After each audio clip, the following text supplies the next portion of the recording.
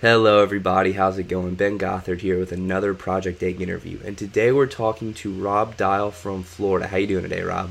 I'm doing well. How are you? Good, fantastic. Thanks for asking, and I appreciate your time. So let's jump right into the interview. My first question for you is, what is your story? Oh man, well, depends on how deep you want to go. Quick idea of me and my story. I grew up. I live in Austin, Texas now, but I grew up in Florida, a little place called Anna Maria Island, and also in Sarasota, which is what most people have heard of before. So my story was, I grew up in a different way than most people. I think my parents got divorced when I was 9 because my father was an alcoholic. When I was 15 years old, my father passed away from being an alcoholic. And so that left a lot of questions and a lot of, I think childhood trauma that I had to try to overcome on my own. We were pretty poor and had to figure out stuff on my own. So I didn't really go to any therapists or anything. When I was 19, I started with a company called Cutco. I sold knives in people's houses, and they really push personal development and trying to become the best you can. And that was the first time that I ever learned that, holy crap, like the way things are, the way I am right now, I don't have to be this way forever. And I became obsessed with personal growth. I became obsessed with making myself better, with trying to figure out what was going on in my head, if I had any things that I needed to overcome from, my father, any of those things. And so I became pretty obsessed with all of that. And within a year, I was promoted to a manager with the company. And within 4 years, by the age of 24, I had trained over 2,000 sales reps. And had coached a lot of people and ran my own office. It was the number one office in the history of the region I was in 65 years or something like that. So I believe that record still stands about 8 years later, which is cool.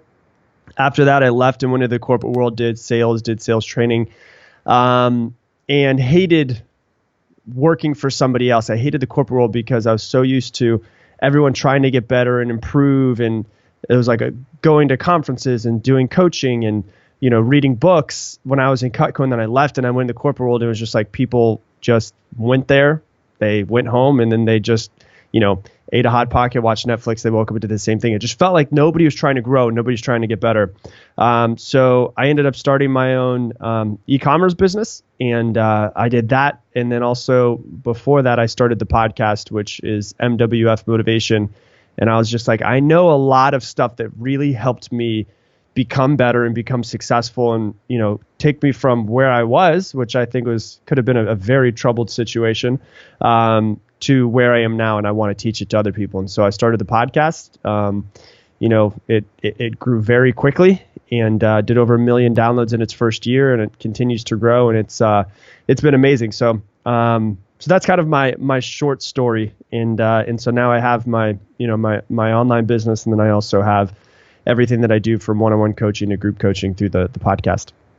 Fantastic. And I appreciate your transparency and the amount that you were willing to share. I think it's very powerful when you open up like that. So I want to thank you for that. Yeah. And if we may just dive a little bit back into your history, I kind Sure. of want to talk through some of those things. So you mentioned that your parents were divorced at 9, and your father passed at 15. Can you maybe talk about how those things really impacted your life and how they influenced you to become the person that you are today? Yeah. So when I was younger, I was very shy. I was always trying to hide that. I was embarrassed the fact that my dad was an alcoholic. He would come to my baseball games and basketball games, and he would be drunk, and he was never belligerent, or he never like hit us or anything like that. But it was just very clear that he was drunk, and he went into jail a couple times because of the fact that he got DUIs and then got too many of them, and all of those things. So it was very confusing for me. And so when he passed away at 15, I always tell people the worst day of my life was the day my father passed away, but the best day of my life was also the day my father passed away. And it's not because he was then out of my life. It was because of the fact that it was the first time I ever experienced somebody passing away. And I realized, holy crap, we only really get one life. And it wasn't like, my grandmother passed away when I was 8 years old and I went to her funeral. It was my father was the very first person I ever knew that passed away when I was 15. And it gave me the realization that I'm going to die and I need to do everything that I can in the time that I'm here. And so A lot of people will talk to me and they're just like, you're so driven, you're so passionate about what you do. And the reason why is because everybody knows they're going to die, right? But they try to push it away. I'm very clear that every single day could be my last, and I'm going to do every possible thing that I can. And I think most people kind of act as if they get a second at bat, as if, oh, maybe this is just a practice round. The best that we know is this, maybe we do get extra ones. Who knows? We're not smart enough to know that. But for me, I know that I'm going to do everything that I possibly can. And my biggest fear is getting to the end of my life and wishing that I would have impacted more lives. And so I wake up every single morning driven to do as much as I possibly can to impact more people. Absolutely. Absolutely. So, for people who may be a little bit less focused, a little bit less driven, what advice can you give them to help them realize, hey, this is the only life we have. This is our one shot. Like you said, we don't get a second up to, or we might get a second up to bat, but we don't know. Right. What advice can you give them to help them kind of wake up, if you will? Yeah. So I think so here's the thing that people realize is, I've kind of realized from having the podcast, it's funny because my podcast name is MWF Motivation, but I'm starting to hate the word motivation. And the reason why is because I get so many emails of people saying, hey, I wish I had motivation. I'm just not motivated today. What do I do to get motivated? And they act as if like motivation is just some magical thing that if you're lucky, the motivational fairy would have sprinkled the dust on you and you wake up and you're motivated today. And what they're really searching for is drive, because I feel like motivation is very fleeting. Sometimes you can feel, you can listen to something and you're like, man, I'm motivated for 30 minutes. And then 30 minutes later, you're exactly the same. What we're searching for is drive. And so whenever somebody tells me what it is that they, are trying to go for, I always have to figure out the why behind what they want to do. So if somebody says they want to make $100,000 this year, that might be motivating to you. You might be motivated the entire year for 365 days at just going for money. But if you can find out the reason, the deep emotional attachment to why you're trying to go for what you're going for, you can usually be much more motivated. So I'll give you an example. I have a coach client who wants to make $100,000 this year, and that's good. But there's going to be times when he's going to want to sleep in, and $100,000 is going to motivate him. And so what I said is like, what's your biggest fear in the world? He's like, oh, my biggest fear is, this. And it was not being a great father. And I was like, all right, let's dive deeper into that. What's your biggest fear, and how is making $100,000 this year going to change that fear or make it better for you? And he's like, well, my biggest fear is that, my kids I'm never going to get custody of my kids. Okay, tell me more about it. Dive deeper and deeper and deeper into it. And I don't, for his own personal reasons, I don't want to tell you exactly what we came up to and his why, but it was an extremely deep personal attachment to the fact that he wants to make $100,000 because of what it's going to do for his children's life. So he could take custody over them, so he could take them out of a neighborhood that they're in, so he can make sure that they have the great life, so he can put them in a different school district so they can get a better education. And so instead of thinking about $100,000 and not being motivated for it, he's thinking about doing everything that he possibly can to get his children in a better situation. That's what's going to wake you up in the morning and become driven. And so if you're looking for drive, don't look towards something towards monetary. But if it is your goal is make $100,000, why? What is that going to do? Is it going to take your kids out of the apartment that you're in, going to put them in a better school district, be able to actually have them get a better education, to go to college, to whatever it is that's behind that? And so motivation is very fleeting, but I think what everyone's searching for is drive, because you could see someone that's driven, you can hear it in their voice, you could see it in their eyes, like nothing's going to stop that person. And that's what everybody's searching for. And so I think that's the main key to drive, is to figure out exactly what it is that you want and have a strong emotional attachment to that goal that you have. Absolutely. And that is fantastic advice to really look deeper into why we do things. Why do we want the $100,000? Why do we want to build this business of our dreams? Is it freedom? Is it family? Is it just a passion for something? So on that note, and you kind of touched on this a little bit earlier, but what is your drive? What is your why? What's your passion? So mine has evolved, and it actually, today's the perfect day to talk about it because of the fact of what happened last night. And so So my thing is this. I am, I guess you could say, naive enough to think that I can build a big enough brand and a big enough name for myself, not for my own personal gain, but because of the fact that one of the things that really pisses me off and drives me crazy is the fact that grown men and women that run countries and have invisible borders can't get along like, I was about to drop the F-bomb. I don't know if that's okay. Like freaking totally adults. Can. You totally like can. they can't act like they're fucking adults. Like why does this country need to bomb this country? Why do innocent people need to die? And so my thing is like, I'm trying to build a brand that's so fucking big that I can have enough clout to get one world leader, get in the room with another world leader and act like they're, 45, 56-year-old men instead of 13-year-old boys. And so I have the naivete to think in my head that I can actually get there. And it's a 30 to 40-year goal. It's not going to be something that, that's going to happen overnight. And the perfect example, and the reason why I say it is because of the fact that I'm not saying whether I agree with it or whether I don't agree with it, but we ended up bombing Syria last night. In the middle of the night, we dropped 59 different missiles on one of their air bases. And the reason why was because supposedly there's evidence that they killed 1,000 of their people through a chemical attack. And so it's like, why does this shit need to happen? Like, I don't understand how people can be so immature that they have to kill other people. And so my thing is like, it's easy for me to get out of bed, right? Because I'm not thinking about myself. It's easy for me to get out of bed when I think of all of the people who are, people in Somalia who don't have food and water, and there's this huge crazy problem over there. It's like, why do all of these things need to happen, and how can we all come together and actually realize like, it doesn't matter it doesn't matter what language you speak, doesn't matter what country you're in, doesn't matter what invisible borders you were born in and that you happen to live in right now. We can all figure out a way to get along, and that's my drive. And so what gets me up in the morning is knowing that I'm nowhere near where I need to be. And my long-term goal is 30, 40 years from now to be able to do that. That's what gets me up in the morning. It makes me work harder than I ever have. I love that fire. I love that passion, and I appreciate you talking about this and kind of staying away from the politics side of it. That's not the point of this podcast at all. But right. But it is an important part of who you are. So I'm glad you shared that. So let's dive a little bit more into your history. So after your formative teenage years. Mm-hmm. Did you go to college? Yeah. Okay. And I dropped out. Yep. So maybe talk about where you went and what you studied and the just maybe give us a little bit of insight on that whole time frame.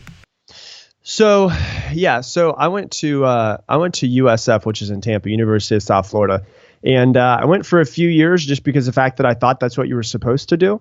And then what's actually interesting is that when I was 21 and I was working for the company, I went and opened my own office for a summer. You get 4 months to go, call it a branch office. You can open your own branch office for 4 months.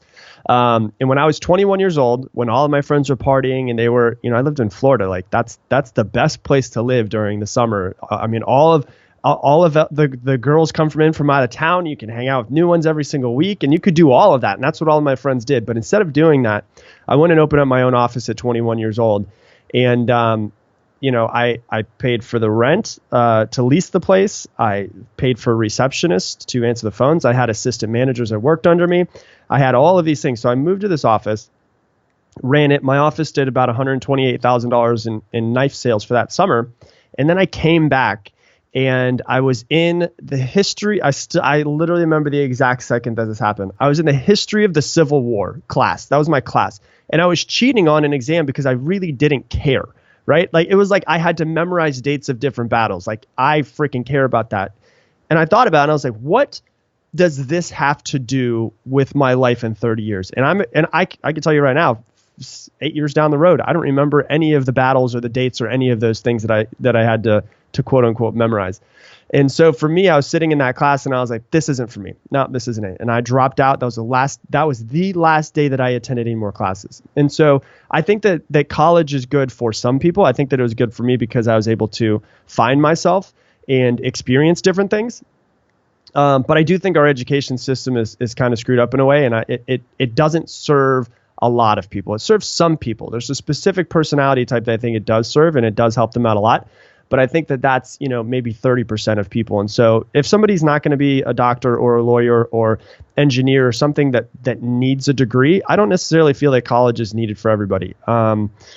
Because the fact that, I was sitting in that class and I was realizing that I had made that same year more than I would have if I went and got my college degree. And I was like, I don't need this. It doesn't make any sense. And so I went to Cracker Barrel with my mom, and I was like, I drove an hour down south to go see her, and I was like, hey, I'm thinking about dropping out of college. And she's like, well, if you're making enough money right now, like the only reason to go to college is to get a job, to make money.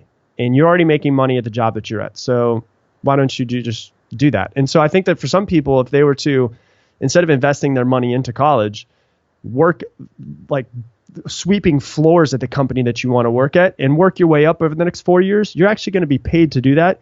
And you'll be in a better position in that company by the time you would have gotten out of college. Absolutely. And I think, and I can only speak for myself, but, I don't think either of us are really knocking education. Like you said, it is for some people, especially Right. if you want to go on and get those advanced degrees, if you want to become an attorney or a doctor or any of those things. But like you said, it's not for everybody.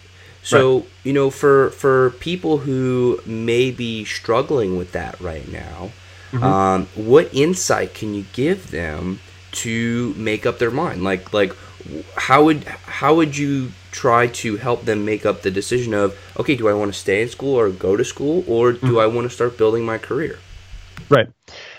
Here's the one thing that I do think. I don't think that somebody should go or stay in college unless they are sure what they want to do. That's the first thing that I think. Here's the great thing about college. You can go to college at any time that you want to, right? I could go back to college at 31 years old right now if I wanted to and get my degree.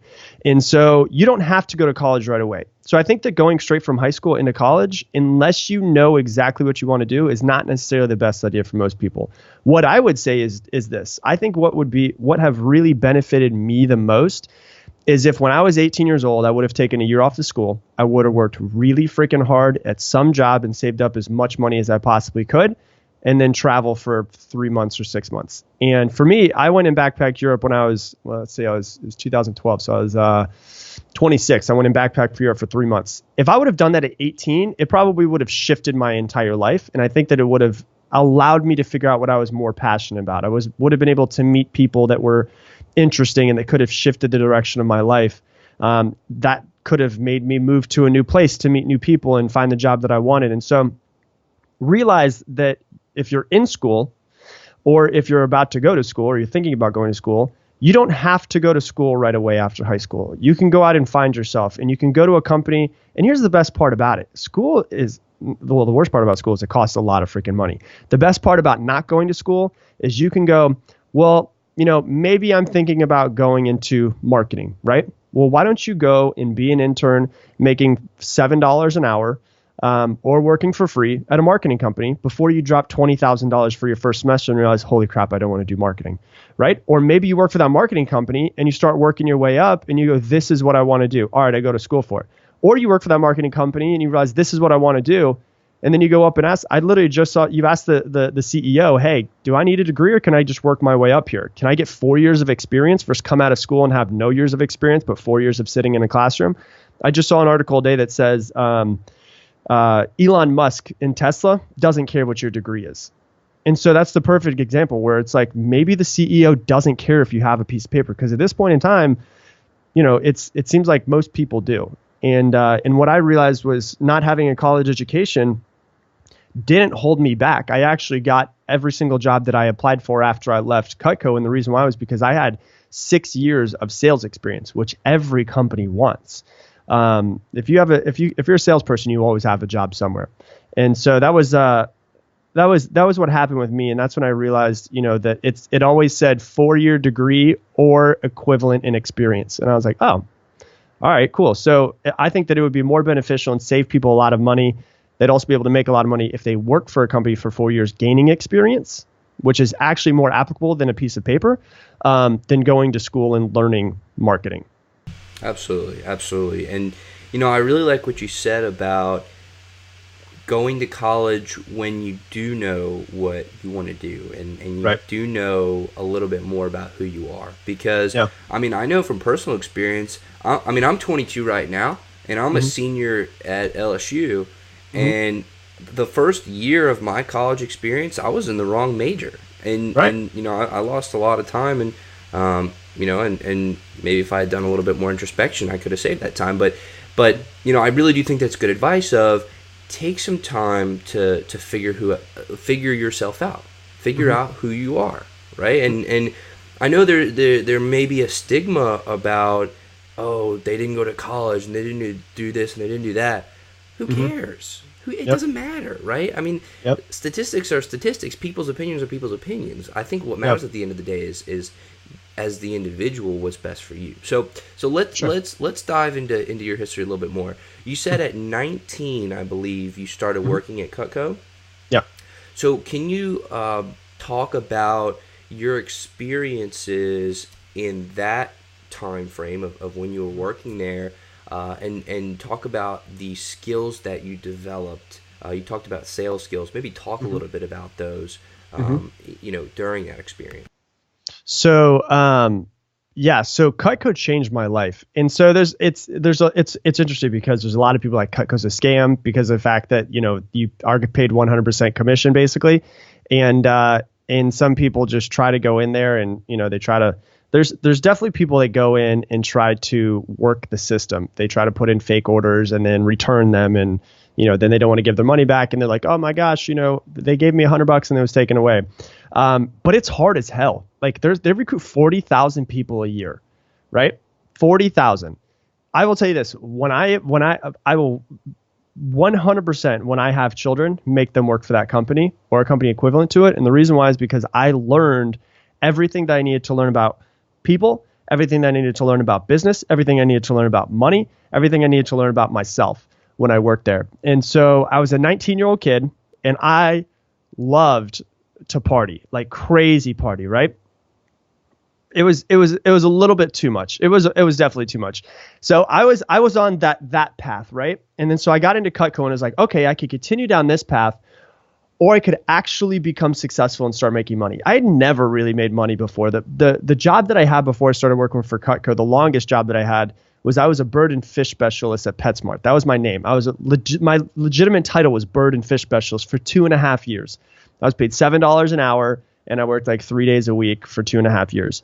And so I had never really experienced what it was like to have money in my bank account. And so then I saw when I was in training, oh my gosh, this kid's 20 years old and he's making $1,000 a week while part-time at school.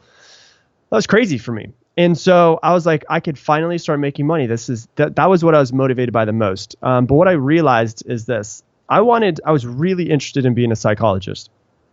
I really wanted to be a psychologist, but I didn't want to go through 12 years of school because I hated school, right? And so what I realized very quickly was that sales is psychology. In order to be a great salesperson, you have to understand, number one, you have to understand psychology, but you also have to understand the person's psychology that you're working with.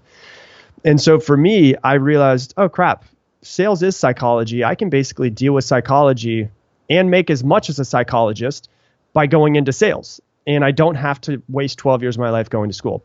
And so that's kind of the way that I thought about it. And that's what really I started diving into. When I was 19 too, I also hired, oddly enough, a sales coach who was my coach. I talked to him 30 minutes a week, every single week, and I paid him $500 a month. And so at 19 years old, I paid $500 a month to have somebody help me become better, personally, but also with my sales as well. And that guy completely changed my life because of the fact that I was finally able to talk to somebody who was way more successful than I was, find out how he did it. And I paid $300 a month in rent. I paid $500 a month for a coach. And I didn't even have that money in my bank account. I had a credit card. I put it on it and I said, all right, if this guy's good enough, I should make my money back and be able to pay it off. And so that's what happened. And so when I was 19 years old, I made $17,000. By the time I was 21, coaching with him for almost 2 years, I made $177,000 that year. And so he completely changed my life in every aspect. And so that was the best investment I'd ever made in myself. And so the changes that I saw were massive.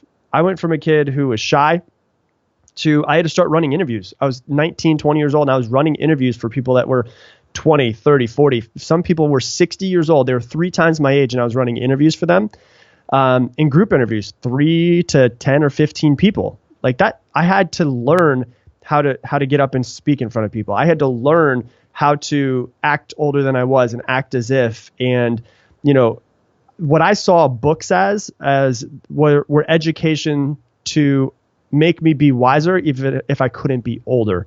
And so then I started running trainings, which were 3-day, 17-hour seminars, right?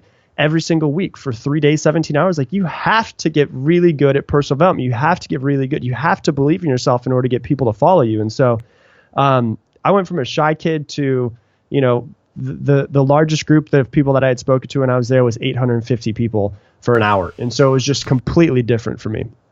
Wow, that's incredible. So, I want to add some value on this call. I mean, we've been adding value, but I want to take it to the next level, right? So so in all those years of working with that coach and developing these sales skills and these people skills, what are some actionable steps that those who are listening can take to develop their own sales skills and improve themselves sales-wise?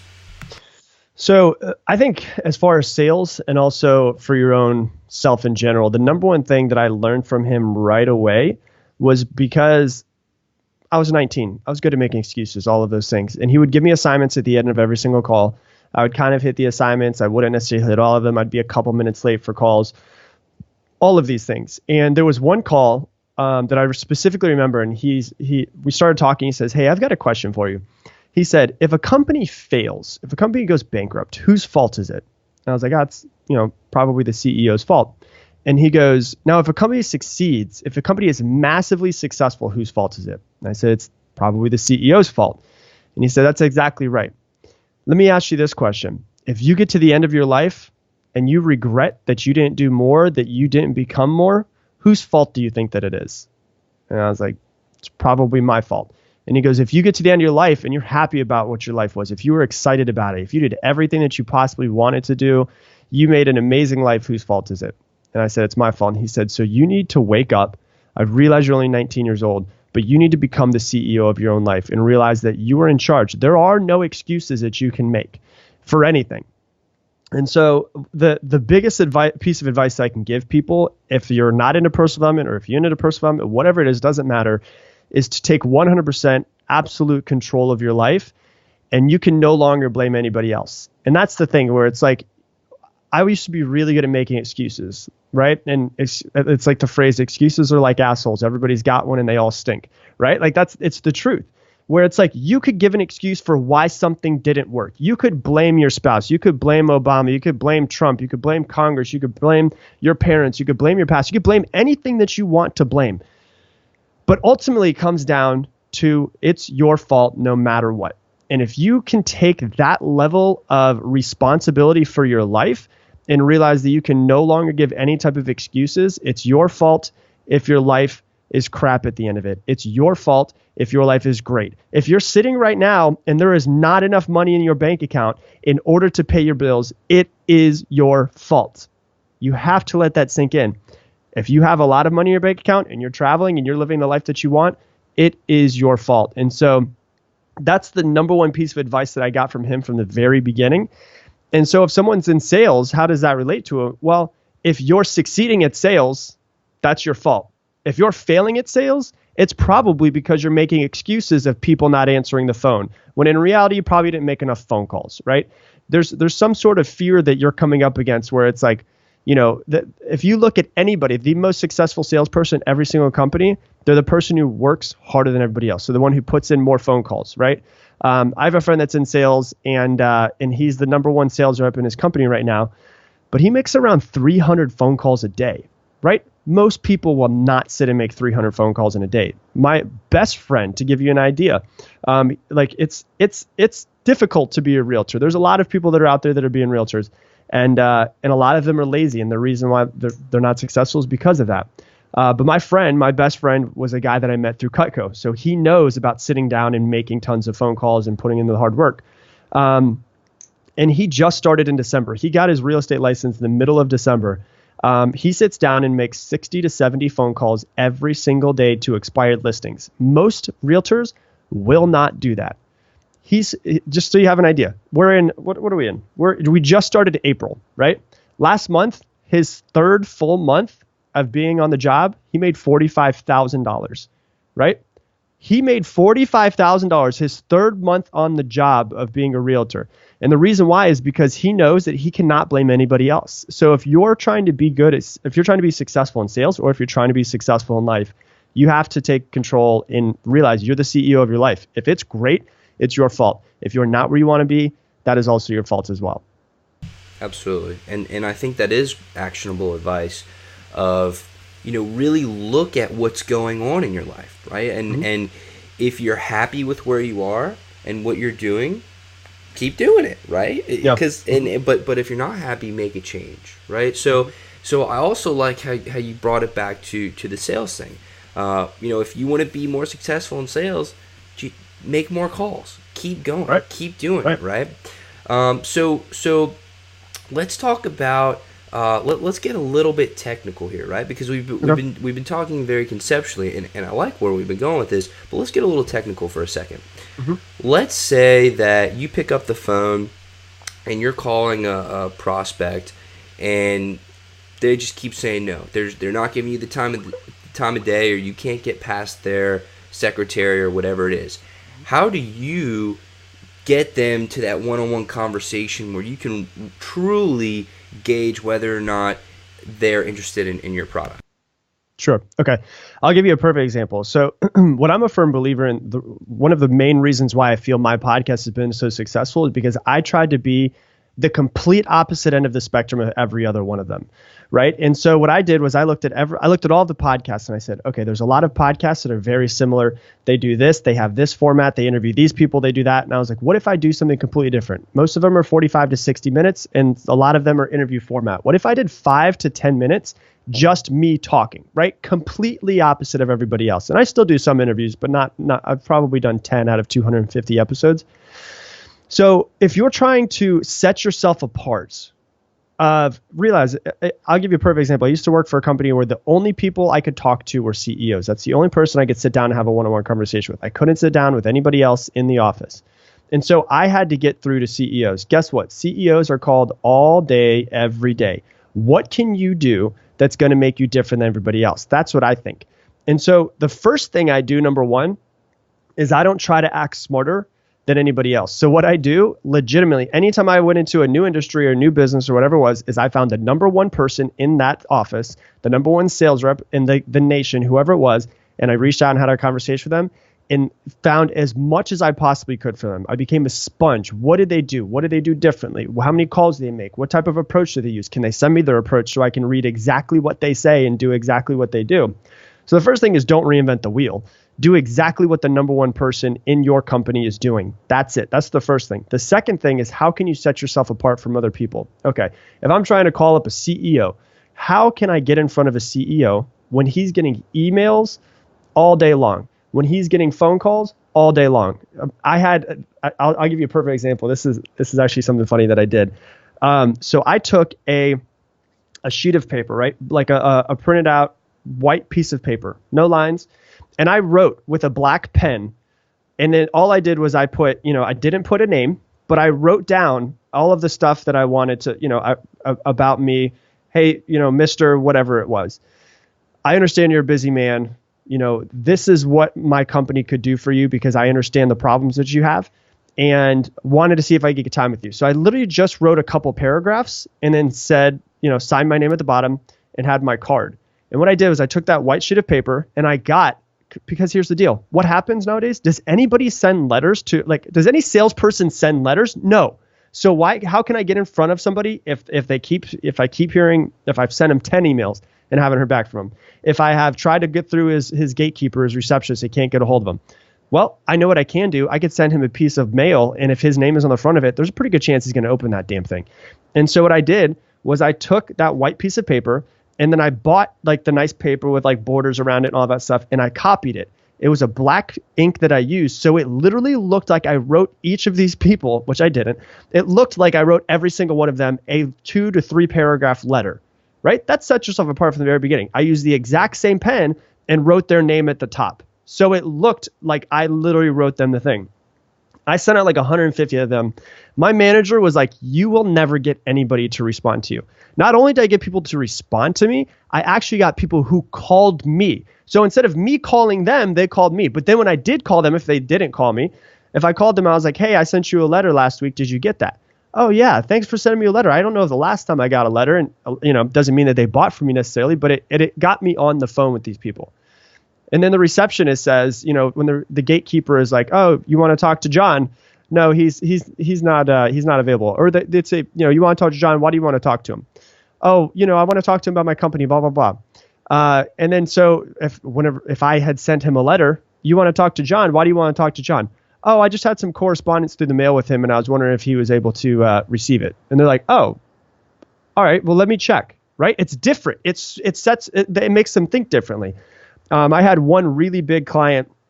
Well, he was a prospect at the time, and I could not get a hold of him. And what I did was I went on LinkedIn, and this is something that LinkedIn is amazing. And so what I would do is I was like, if this person owns a big company, I know he's going to buy a lot from me if I can get in front of him. And so what I did was I went onto his LinkedIn, and I was like, let me see if I can figure out, and call me a stalker. I don't care. I was trying to make money. That's all I cared about. What I would do is I would go on their LinkedIn, I would try to find their Facebook and find out anything that I possibly could.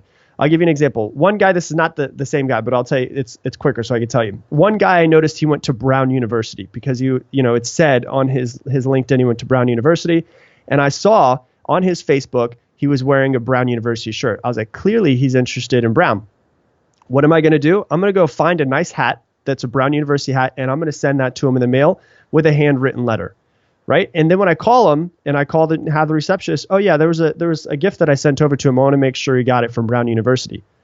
All right, well, hold on. Let me patch you through and get on the phone with him. There was another guy, the craziest one that I had ever had was there was a guy that I knew would be really good. And he was an investor in 3 different companies. Right. 2 of them were alcohol companies based in Austin. And another one was a company that was they made like workout products, right? And so what I did was I sat down with my manager and I was like, hey, I have this crazy idea.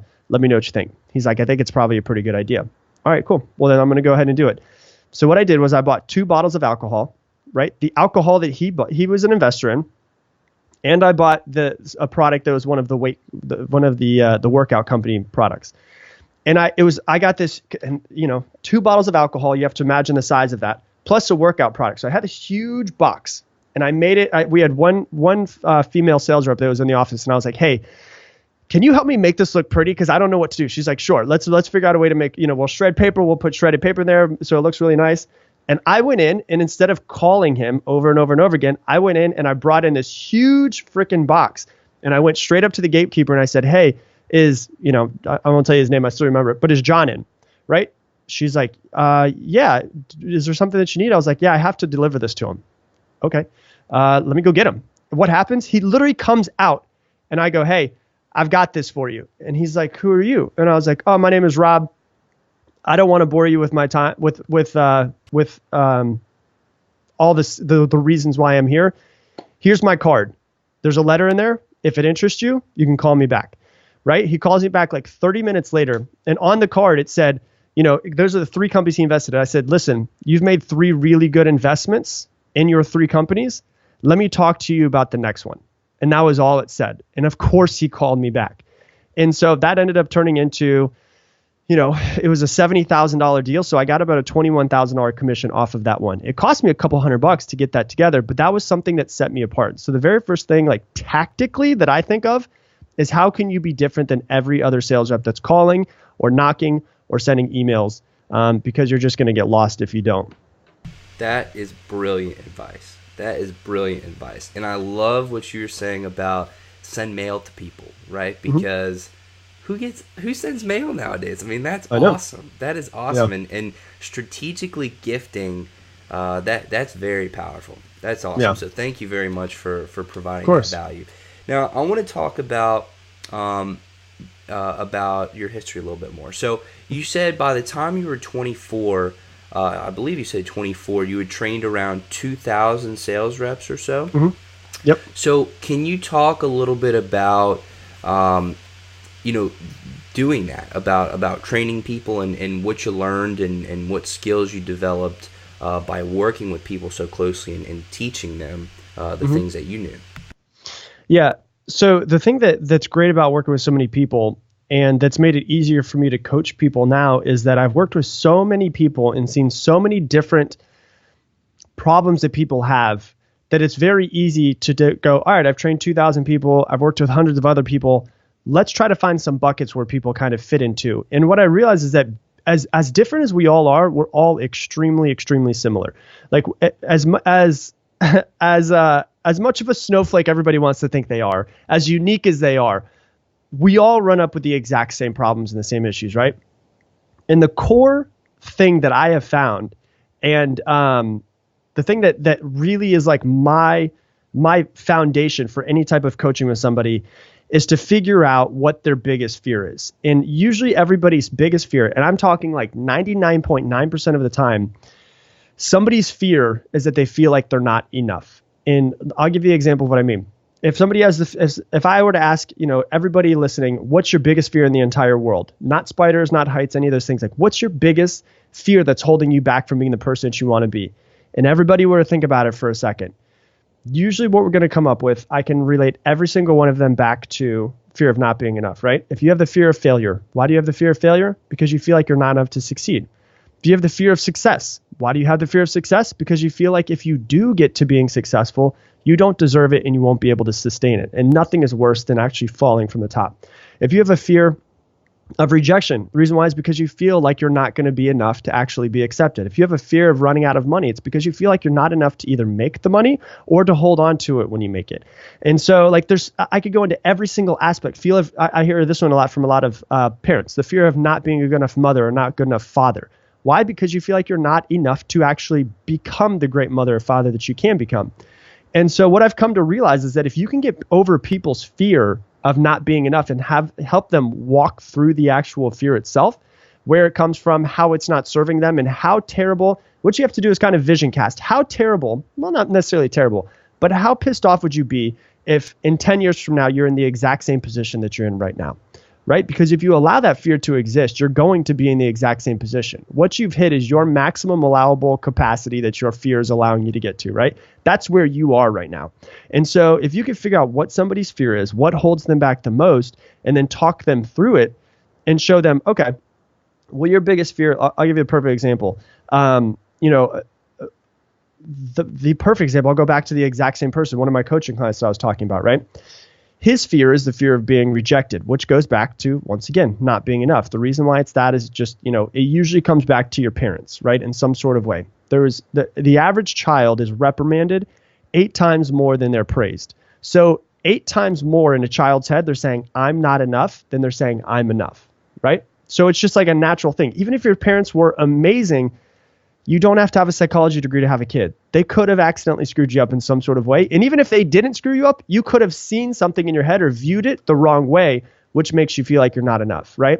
Then you go into school and you fail a couple tests. And what happens? You feel like you're a stupid kid. You feel like you're not enough. Or you get made fun of by kids and then you feel like you're not enough because of it. So it's like it's constantly reinforced. Then you turn on the TV, you're not enough until you buy our product. So we're constantly seeing this stuff over and over and over again.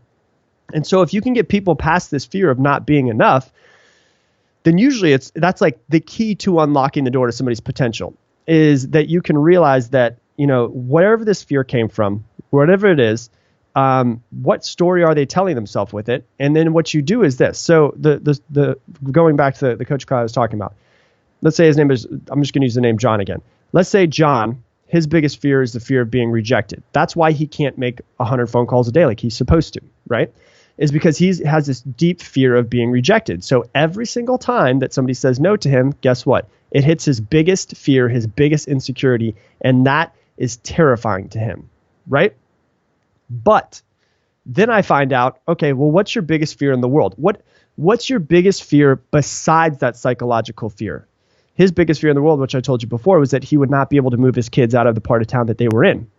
And that something terrible would happen. They're younger now, but in 5 years, his son or his daughter could get messed up with the wrong people, and his biggest fear could be that one of them will get shot and killed, right?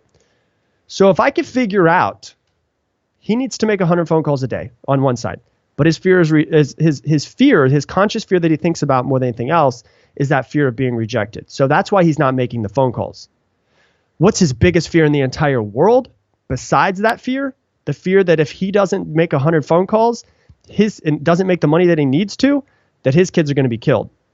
Well, which conscious fear do you think he needs to have more present in order to make those phone calls? Is it the fear of rejection? The fear of rejection at that point in time is tiny.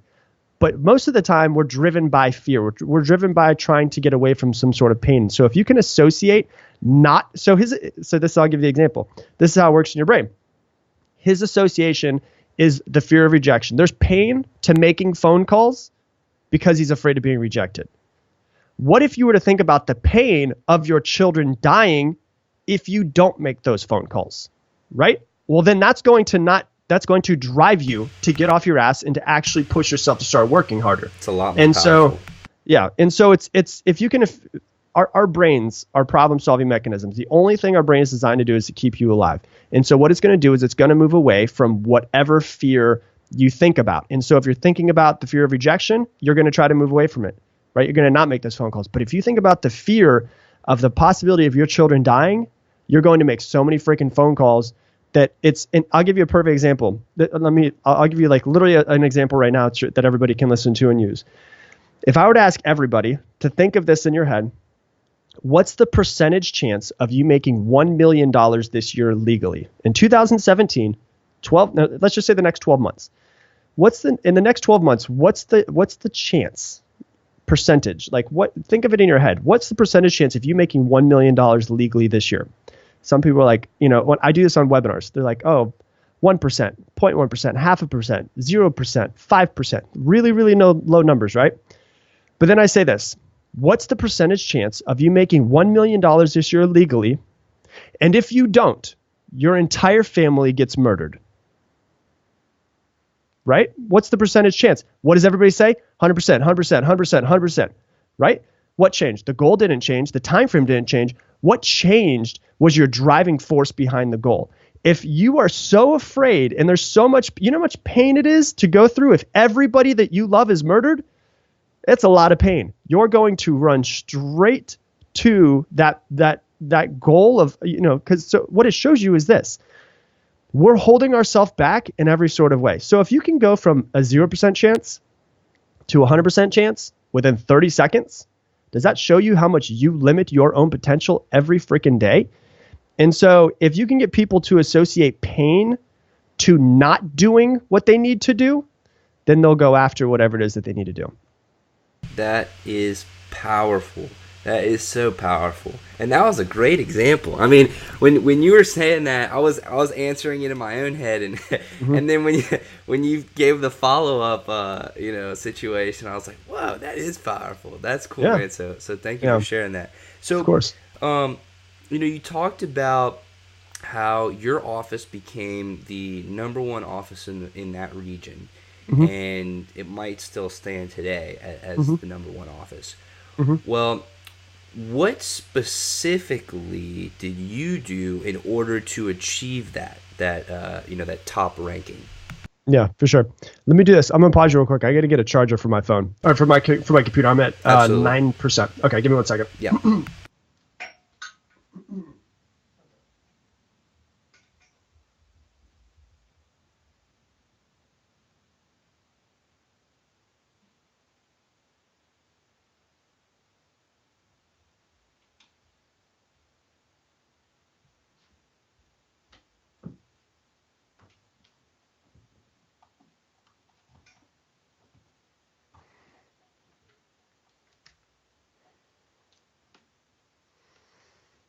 All right. So the question was, what did I do specifically to get my office to break the record? Yeah. So what I did to have them break the record was this. I had my own personal goal. And my personal goal was to beat my old manager's record. And so my old manager, who was my mentor in the business, His record was, it was around $475,000 for the first 4 months of being open, the first summer. And it had stood for, let me think, it would have been about 6 years that it exists. And my goal was to break that record. That was my own personal goal. But here's the thing that I think most people don't realize is that if you have a personal goal, if people care about you, they'll care about your goal a little bit, right? But ultimately what everybody cares about is what's in it for me, right? So it was always what's in it for them. And so every single time that I ran an interview, that I ran a training, that I ran a team meeting, all of those things, it was, hey, here's our office goal to sell $490,000 for the summer to $500,000 for the summer. Actually, it was actually $500,000 was my goal for the entire summer, because he did 475. I want to do 500. So I was like, we're going to break the record. We're going to do this. I understand that you might care a little bit about the record, but let me tell you what it's going to do for you. And so what I did, and this is a huge problem I think a lot of managers have, and I understand because I was put into a management position at 20. I didn't know what the hell I was doing, and I had to learn and read books on how to become a better manager. And there's a great book called The Dream Manager. It's super short. It's very easy. And it talks about how to manage people through their own dreams. And so what I would do is, I had my personal goal of selling $500,000 for the summer, but I wasn't in any appointments. I was getting other people to do these appointments. So I had to get them to be driven towards their goals. And so I was like, our goal is $500,000, but what specifically is your goal? What is, by us hitting it as a team, you obviously have to hit some goals as well. What are your goals? And you find out exactly what people's goals are and you drive them to it. And I would, I knew my people's goals. So if I was in a team meeting, there was 40 people in front of me, I might not know every single person's goal off the top of my head, but I could say, hey, and I reminded them all the time, we're selling $500,000 this summer. And the reason why is because if we do this office all collectively, we have to hit our own goals, which means, Sarah, you're going to be able to buy the car that you want. Johnny, you're going to be able to go and pay for college next semester, whatever it is. And I would be able to know that and drive people through their own goals. Well, then if I see somebody we used to have things called phone jams. You come to the office, you make a bunch of phone calls. If I have someone in, Sarah, let's say Stephanie, right? Stephanie's in there and she's making phone calls, and she needs to make 50 phone calls in order to set up knowing her numbers. She needs to set, let's say every 10 phone calls, she sets an appointment on average, right? That's what we know over the course of, I always need to know my people's statistics, their numbers. And so if she needs to set 5 appointments, she makes 50 phone calls. Let's say she's at 20 calls. She's had a bunch of terrible people she's been on the phone with that she's not motivated anymore. Well, then I can't walk up to her and be like, hey, Stephanie, our goal, we're trying to sell $500,000 this because she doesn't care about the goal that much. She doesn't care about the goal enough to face the fear of rejection again, over and over and over again. And so what you do is you manage people to their goals. Stephanie, hey, I know you're trying to pay for a semester at LSU next semester, right? It's an expensive school. That's out of state, right? You might not be able to go unless you start making some money. Why do you want to do it? Why do you want to go to that school? Oh, because you want to be a doctor or whatever it is. And you like I said, you vision cast. You make them think into the future of how great it would be if they do make those phone calls and hit their goals, right? And so the way that I did it was, number one, if you haven't noticed, I'm like super passionate person in the first place, because like I know what I want and I'm driven towards it. So the person that I am right now was exactly how I was in all of my team meetings and all of my trainings and all of those things. So most people try to hide their passions, but I heard a phrase a long time ago that said, if you set yourself on fire, people will come to watch you burn. And that's how it was. Like I was on fire all of the time. Everybody knew what the office goal was, and everybody knew how them hitting the goal would help the office as well. And so the goal was 500,000. We sold 491,000 for the summer. So we didn't hit that goal, but we did break the $475,000 record, which it was in 2000. Yeah. So it'll be 8 years this year, I believe, still stands according to what the regional manager told me. So that was the way to motivate people to get to their goals, was to know exactly what it is. And another example of this, I had on my podcast, I had Jeff Hoffman, who's the billionaire founder of Priceline.com. And he did this not knowing that this book existed, The Dream Manager. And he had a guy who worked for him, and he gave me the example of he wanted to buy it was in New York City that they had they had an office. And he said, what's your biggest goal in the world? He said, my biggest goal, he was from Florida, is to be able to buy his mom a house in Florida And so she had never lived in a house. It was always apartments. You know, she always wanted her own place. And his biggest goal was to be able to buy her one. And so every single time he went up to this guy, well, what he actually did was he said, okay, what I want you to do is go online, find a picture of what you feel is like the perfect house for your mom and print it out and bring it to me. Prints it out. He brings it to him, the perfect house. And he puts that in front of his desk right next to his phone. And every single time he went up to him, he'd say, hey, you know, John, how many phone calls have you made today? He would say, hey, John, how much closer are you to getting your mom a house? Right. And he was making him become driven by driving him to his goals versus just money or just the office goals or any of those types of things. And so I think that if you're a manager or if you're going to become a manager, if you can focus on your people and what they want, because all anybody cares about is what's in it for me, you'll be 10 times more successful than everybody else. That's incredible. That's incredible. So, you know, just to try to get the timeline organized, at what point, how old were you when you did hit that goal of becoming the number one office? So it was 2009, so I was 23. Okay. And then after that in 2004, that's when you started training all those people and you trained up the 2000. And then you said, I believe at 26, was it, that you backpacked around in Europe? So can you maybe take us from the time at 24 when you were training people and coaching them and doing these interviews up to the time when you did go backpacking? What were you doing in that span of time?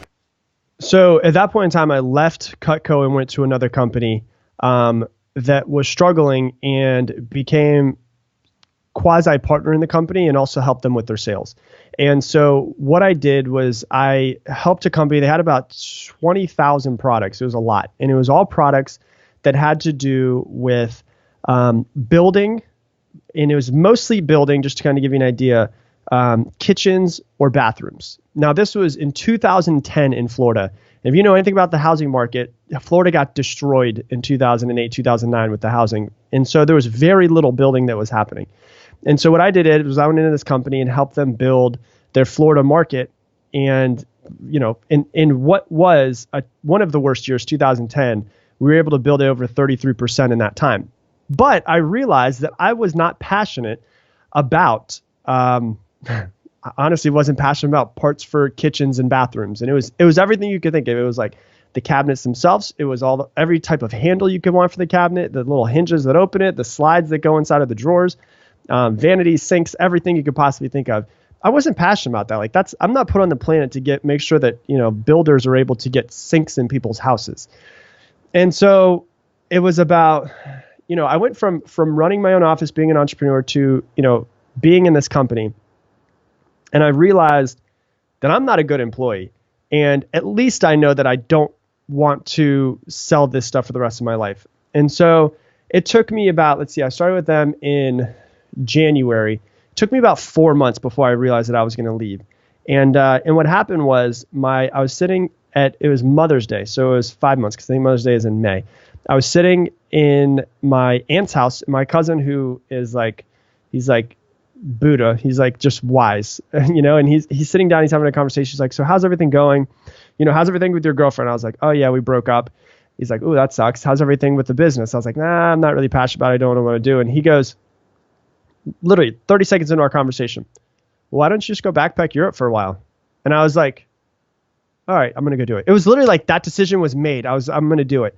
And so, this was the end of 2000. Yeah, I started with them right at the end of 2010. So it was actually 2011 was when this happened. And I made the decision, I'm going to go. And so I saved up for a year. I saved about $30,000. I was as cheap as I possibly could be. I lived with a friend and his girlfriend as they were breaking up. They were about to break up. I didn't know that yet. In a foreclosed house. And so Florida had some weird laws where if a house is foreclosed on, but somebody is still renting it, the house cannot be taken away. The bank cannot take the bank until their lease is over. So I stayed inside of a tiny little room. I paid like $250 or $300. It was like the cheapest rent ever. It was like $300 a month. And I saved as much as I possibly could have in the next year. And I was like, I'm going to go to Europe and that's all that matters. And so it was, so it was exactly a year because June 1st of of 2012 is when I went to Europe, and I backpacked for 3 months. I went to 12 different countries and 26 different cities. And I fell in love with it, and I became obsessed with traveling. And so, like, for me, I'll kind of give you an idea of what that did to me and why it really means a lot to me right now, is because of the fact that I became so obsessed with traveling and with wanting to travel. Was 2 years ago, I was like, I have to start a business where everything is completely online. I can't work for somebody else. I can't deal with 10 or 15 days of, PTO and getting just that amount of time off of work. I need to be able to travel and go wherever the hell I want. So over the past 2 years, I've put everything that I possibly can into building businesses that are online, so that I can do everything over my computer. So, and the reason why was because I wanted to live in another country. So I gave myself a 2-year timeline, and my number one goal for this year, and you can actually, the funny thing about it is you could see for people that are viewing on YouTube or however this is going to be, it says July 1st, my number one goal for July 1st. I don't know if you can see it. It looks like there's a reflection. It says Italy. And so, we're actually going to be living there by June 1st. And so that's the cool thing about it, where it's like, I didn't know that going to Europe would completely change my view in what I wanted to do with my life. But it made me realize I have to have my own business. I have to be able to work for my computer. And that's what I'm going to do. And it worked out. So now we're moving to Italy June 1st. Wow. Congratulations, man. That's Thanks, awesome. Man. That's awesome. So, I want to talk about that transition from when you kind of you said, okay, I don't want to work for anybody. I'm not a good employee, and I totally feel you on that. I'm also not a good employee. Right. But when you decided, and you said before that you started an e-com business, and then you have your podcast, right? So maybe talk about and let's talk about e-com first, and then we'll move into the podcast second. Okay. How'd you do it? What steps did you take in order to build a fully functional online business that you can run remotely from anywhere? A lot. A ton. And so I've sold a lot of stuff face to face. I could sell really well, I believe, but I knew nothing about selling stuff online. I knew nothing about anything online. And so I got to the point where I was like, I told my girlfriend, I was like, this company that I'm with, I was doing training, sales training and sales with them. I was like, I don't want to be here. I hate it. I was making more money at that point in time than I ever had in my entire life, but I was completely unfulfilled. And I was like, these dollars in my bank account mean nothing to me. And I wasn't buying stuff anymore. And so I was like, this is what I'm going to do. I'm going to save as much as I possibly can. When this breakup happens between the company that I'm with, because I know it's eventually going to happen, I'm going to have enough money to live off of for a long time. And so what I did was I was extremely cheap. When the breakup happened, I had enough money to cover my expenses for 2 years. I could do whatever the hell I wanted. And so I was like, I know that I need to start my own business. I don't know what it is, but I'm going to get into it. And so what happened was I was like, okay, and this is a problem I think most people come up with, is that they decide they want to do something, and they either don't have enough money saved, or they don't have they quit their full-time job, and they have 3 months to be able to build a business. Like you can't do that. It takes time to be able to start paying your bills off of companies. Like if your company is doing some type of profit in 6 months or a year, you're doing pretty damn well.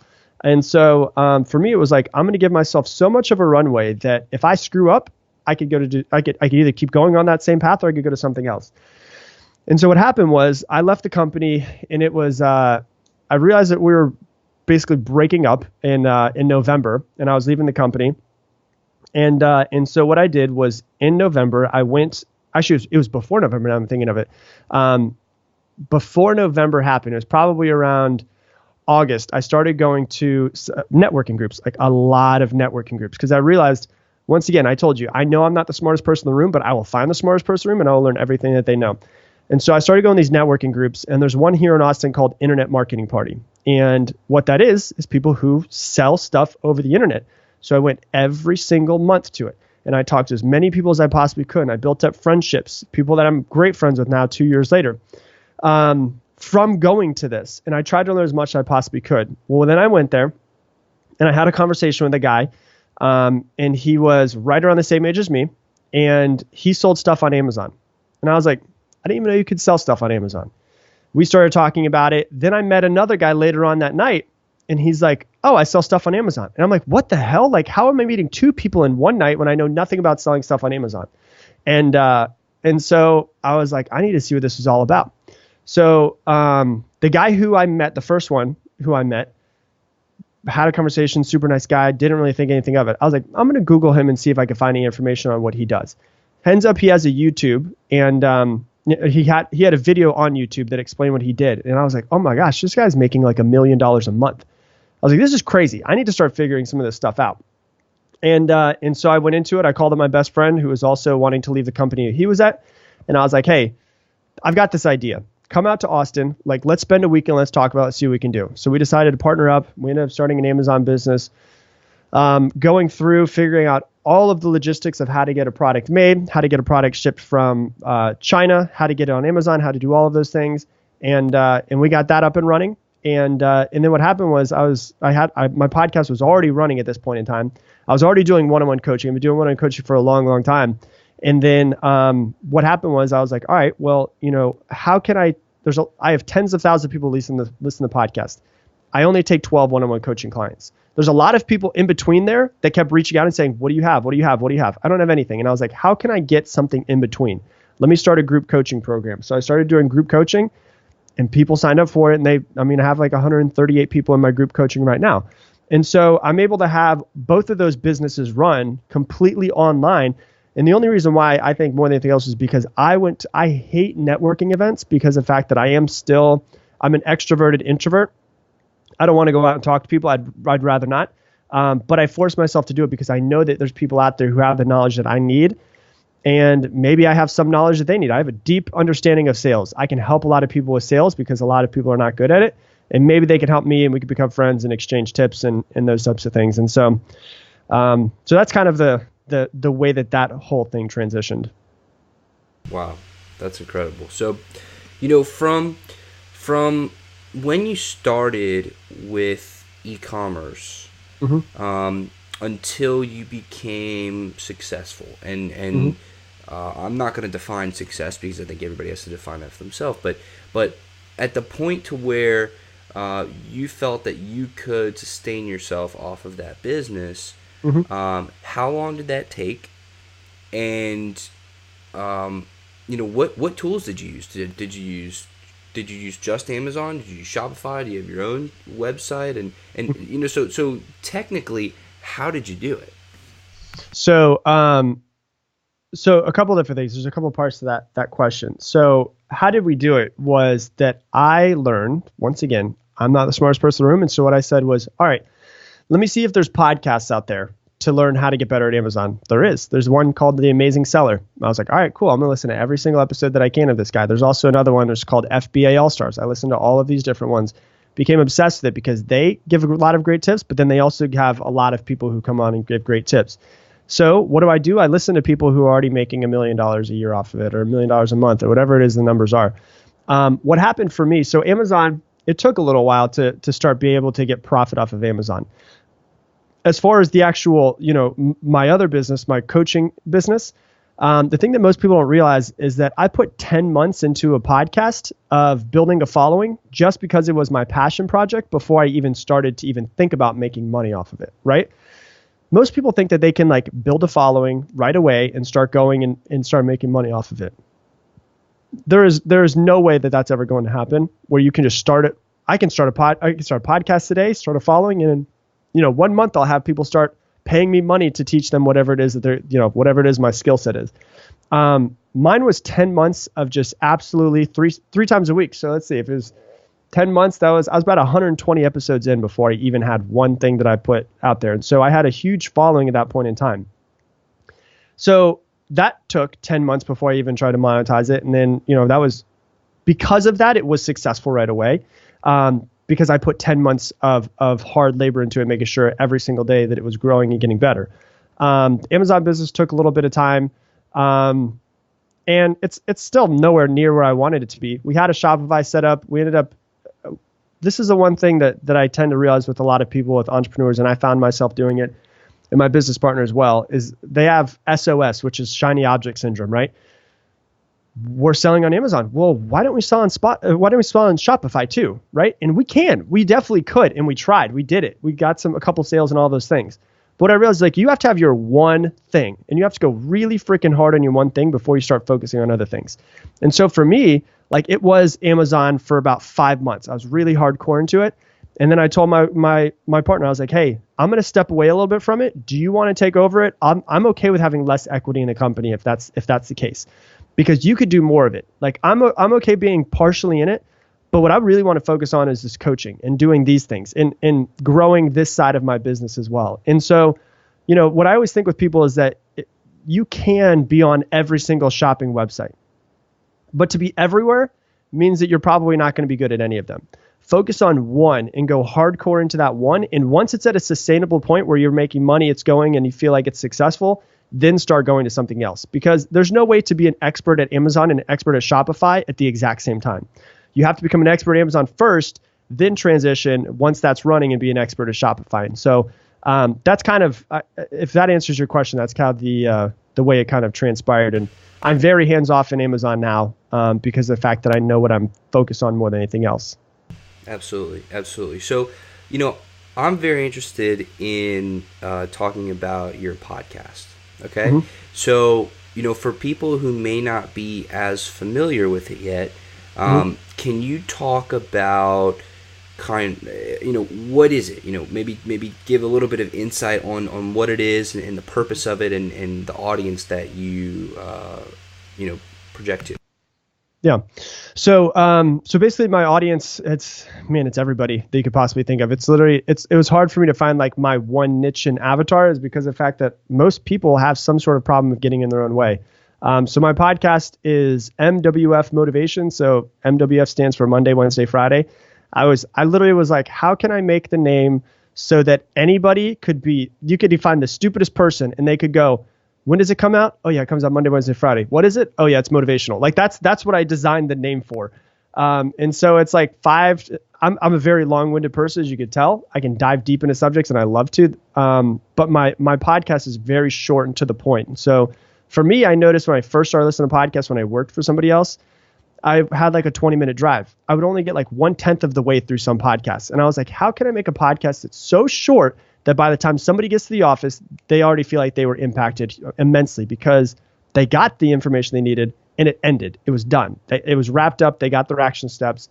And so, yeah, the way that I explain it is it's short to the point, no BS podcast. Like I'm not like the person that's like, hey, I believe in you. Hey, high five. You can do it. Go out and have a beautiful day. Like I'm not that person. So I don't try to be that person.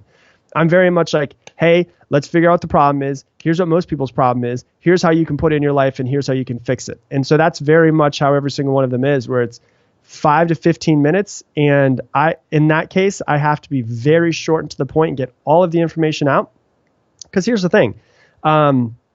We've been talking for a while now, and there's a lot of stuff that I feel it's been pretty good. But you could probably cut this up and give like a 20-minute, like, boom, boom, boom, like all of my best stuff of this. And so like for me, it was like, all right, I have this subject, which I spent 2 hours researching and putting a lot into.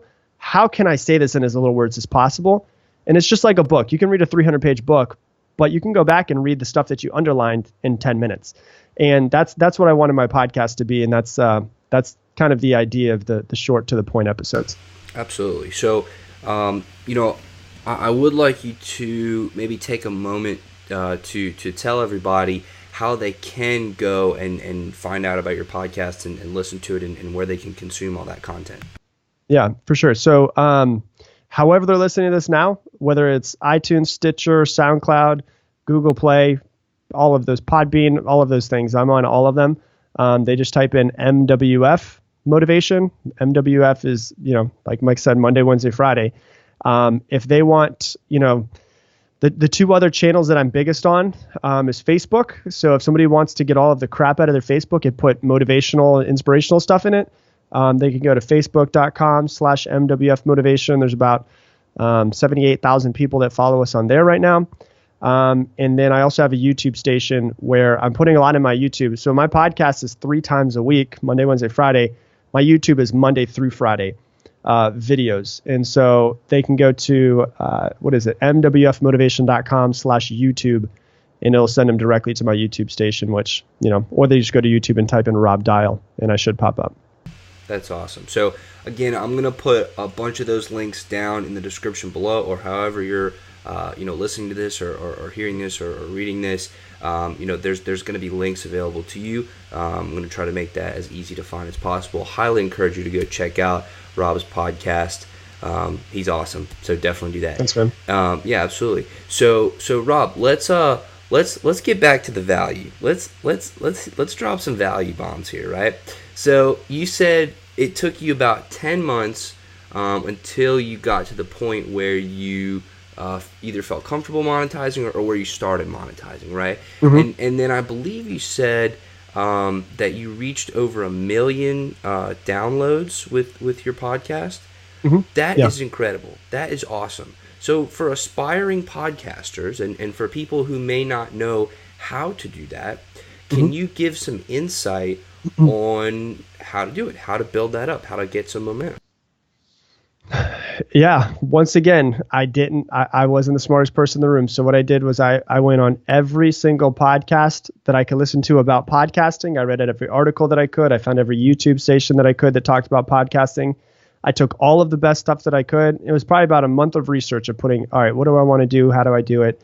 And I did it. And what I realized, the first thing I realized is that the average podcast stops at 7 episodes, right? That's when the podcast host gives up, 7 episodes. And so I said, okay, I'm going to make 14 episodes. So therefore I've doubled it, and I'm going to have all of them in the hopper, and I'm going to put all of them out, schedule them out. And it scheduled it out for about a month is what it told it out to. And people listened to it, and it grew. But then also it didn't grow by itself. I think a lot of people just passively are like, all right, well, here, I'm going to put it out and just hope that people start showing up. No, what I did was I told every person that I possibly could on my Facebook. I didn't direct message every single person or anything like that, but I put on my Facebook every single time a new one would go live. Also, what I did was I went to a couple different groups that were like motivational groups on Facebook. And I said, hey, I don't know if self-promotion is okay, but you guys are into motivation. I started a motivational podcast. Here's the link to listen to it. I did it on Instagram. I did it on LinkedIn. I did everything, every avenue that I possibly could, where I have thousands of connections on Facebook and Instagram and LinkedIn. Maybe somebody out there will want to listen to it. And so what I did was, I have a friend that's really, really good at marketing. He says you should have no less than 50%. A lot of people are really big on putting out a ton of content, which I am. But he said no less than 50% of your time should be spent on marketing that content. And so I could make an episode on Monday and then just put another one out on Wednesday and then put another one out on Friday. Or I could put one out on Monday, market all of Monday, market all of Tuesday for that episode. And then I could put one out on Wednesday and market all of Wednesday for that episode and market all of Thursday for that one. And so that's what I ended up doing, where it's like most of my time was spent marketing my podcast and trying to get it out to ears who would actually listen versus just making it. And so I think that's the most important part, is realizing you can't just start a podcast and put it out there and hope that people start listening. What you have to do is find out the people who are your avatar, the people that's what we call it in the podcasting world, your avatar, the people who is your perfect listener. Where are they, and how can you get that message in front of them? Absolutely. Absolutely. So, I think there is something to be said about consistency as well. Mm-hmm. Yeah. So, when you first started, did you always, plan on doing it Monday, Wednesday, Friday, or did that just kind of become something that developed over time? No, it was always going to be Monday, Wednesday, Fridays, because I just thought, the average podcaster puts out 1 episode a week. How can I work 3 times harder than them? Is just what I thought. What days do people need motivation? Usually on Monday, because they just they don't want to be at work. Wednesday, because it's the middle of the week, it's hump day. And Friday, because of the fact that they would rather be out on the weekend. And so it was just it was a consistency. I started it. So what are we in? We are in April. So I started it April, May, June, July, August. I started it 17 months ago, and I have not missed a Monday, Wednesday, or Friday in 17 months. And that's one thing that I think a lot of podcasters don't do. And so for me, it was just how can I make sure that I'm so consistent that people can know that they can rely on my podcast being there every Monday, Wednesday, and Friday? Absolutely. Absolutely. And you also were talking about, during the e-commerce time about finding that one thing that works, right? Whether it be Amazon or Shopify, and really focusing on that one. Do you find that it's the same for podcasting, where you want to find one channel where everybody's listening, or do you just try to put it out on as many different platforms as possible? I try to put it out on as many platforms as possible, but I try to become an expert at one of them. And that's what I did. So at first, what was interesting is because I knew I was going to be starting the podcast, I grew an Instagram following by putting up motivational Instagram quotes, because I was like, that would probably work. So then I grew that. And what I did was I figured out how to grow an Instagram following. I went all over online, tried to figure it out. And by the time I launched my podcast, I probably had about 20,000 followers on Instagram that I built over about 4 or 5 months. But I put every freaking day into building that Instagram. And then what happened was I was like, all right, my Instagram is good. One thing that's crazy is LO Cool J follows me on Instagram, which is kind of cool. He follows my podcast on Instagram. So I don't know if he listens, but I should probably interview him if he does. But he's been following me now for almost since, actually, no, he followed me before I started the podcast. So he's been a follower for almost 2 years now.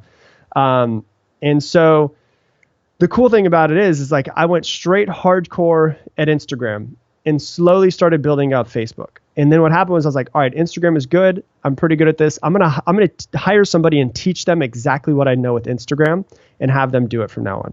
Now I'm gonna go hardcore at Facebook. And so, even though I had 20,000 people that followed me on Instagram when I first started the podcast, I have more people now that follow me on Facebook than on Instagram, because of the fact that I decided that was my next avenue to go after. So I put it everywhere, but I tried to specialize in just one of them.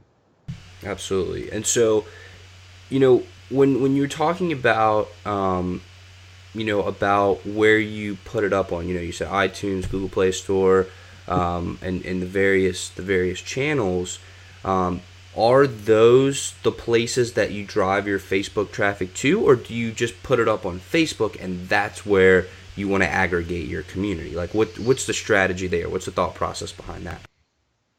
Both. I do both of them. I try to drive people to, so if I have a Facebook, the thing about Facebook is usually only about 1% to 2% of the people that follow you on Facebook are actually going to see what you post.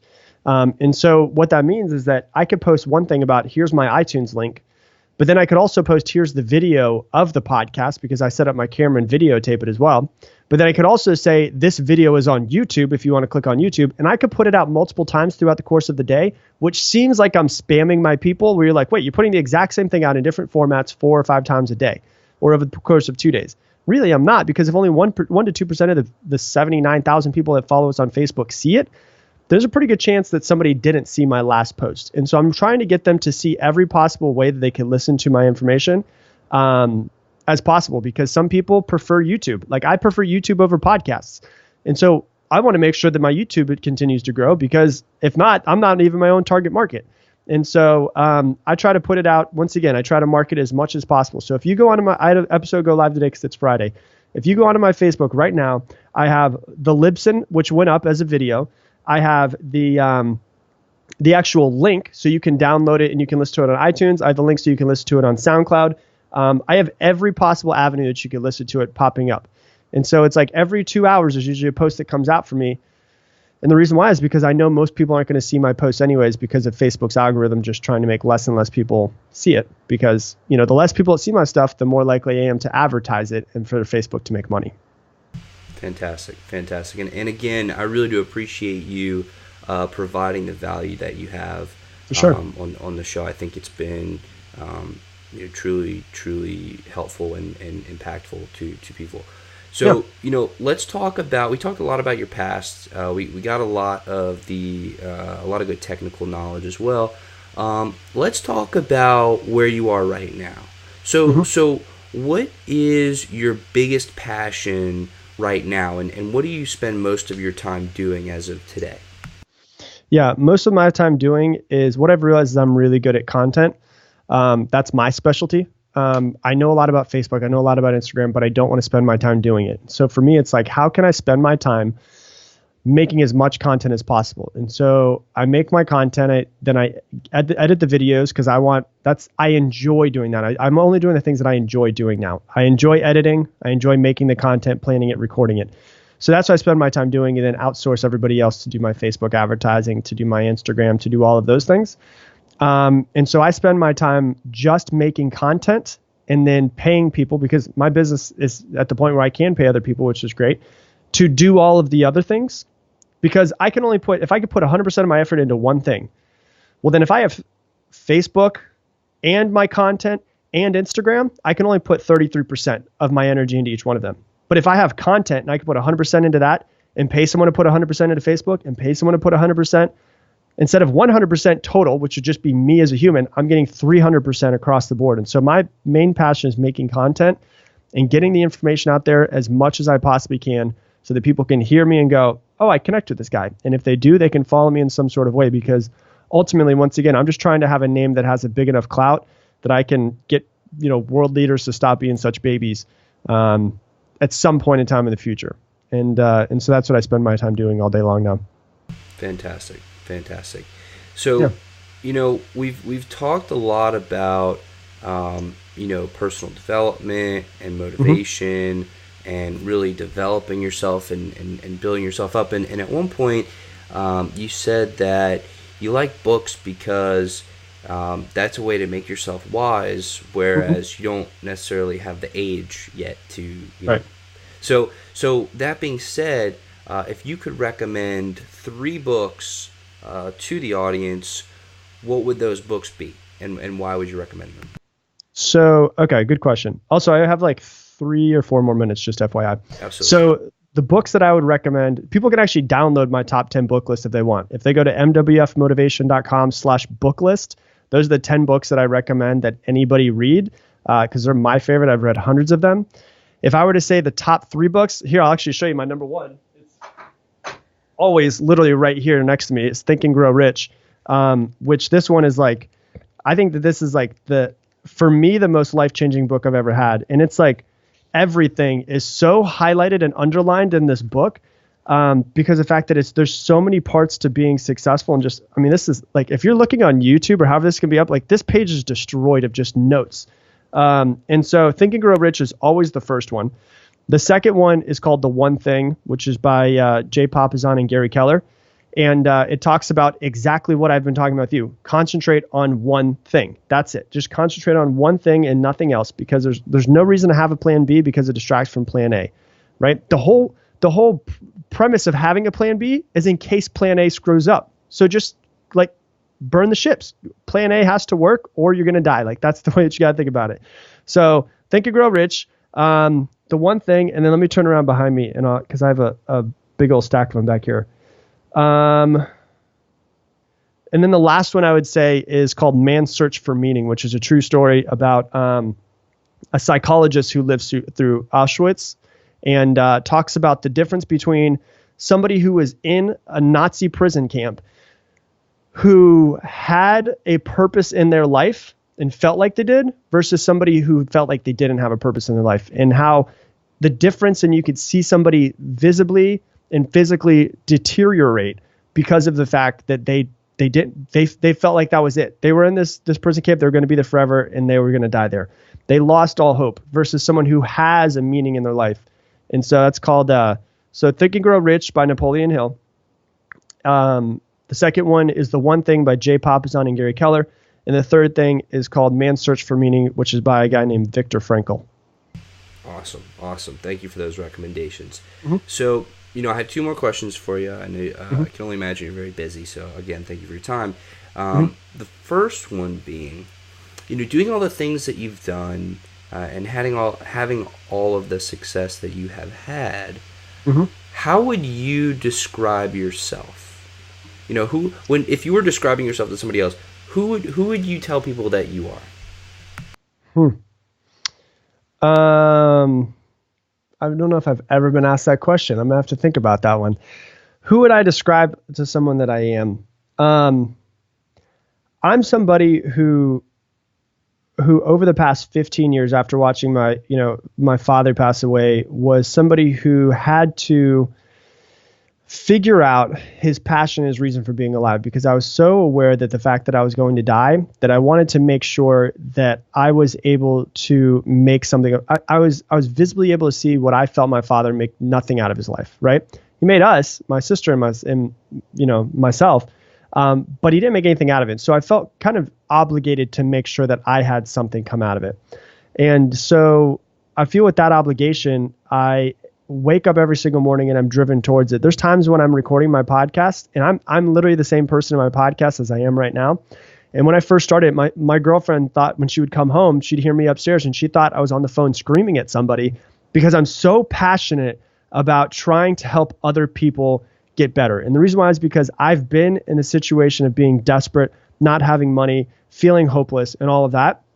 And it took me a long time to get out of it. My goal is to be able to teach people how to get out of it as quick as they possibly can so that they can live the life that they want to. And so if I were to summarize myself really quickly, I think that would be the perfect way to do it. Fantastic. Mm-hmm. And the last question I have for you today, Rob, is there anything about yourself that you think is an important part of who you are that I did not ask you about today? In other words, what did I miss? Oh, let's see.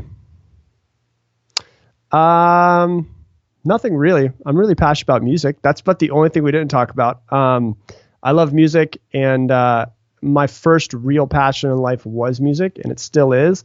And I originally thought that that's what I wanted to do with the rest of my life, was be a musician. But I've come to realize that I can be a musician and still impact the world. I think the first thing was, when I was a kid, I kind of got solace in listening to music and being able to, go away and hide away and listen to it and have it make me feel better. And so I think I wanted to be a musician in order to make people feel better, because that's what it did for me. But I've come to realize that I'm making people feel better by what I'm doing right now and actually giving them action steps to do so. And it's not like I don't play music and have you can legitimately see there's a piano right next to me. I don't know if you can see it. Here it is. There, now you can see it. So I have all of the things of being a musician still around me, my guitars, everything, but that's still a part of me, and I still want to make and produce music. But I've come to realize that I think that for me, it will one day be a part of the way I impact people, but not as much as the message that I'm giving out right now. Fantastic. So, again, everybody, I highly encourage you to go check out Rob's podcast. All the links are either going to be below or somewhere very, very readily accessible to you. Rob, I want to thank you so much for coming on the podcast and giving so much of your time to myself and to the audience, to the community, to everybody listening. I want to thank you so much. Y'all are the reason that we do it. If we can just make a positive impact in your life in any way, however small, that's worth it. That makes it worth it for me. So thank you again, Rob. Thank you again to the audience. This has been another Project Egg interview. Today we've been talking to Rob Dahl from Florida. Thank you so much.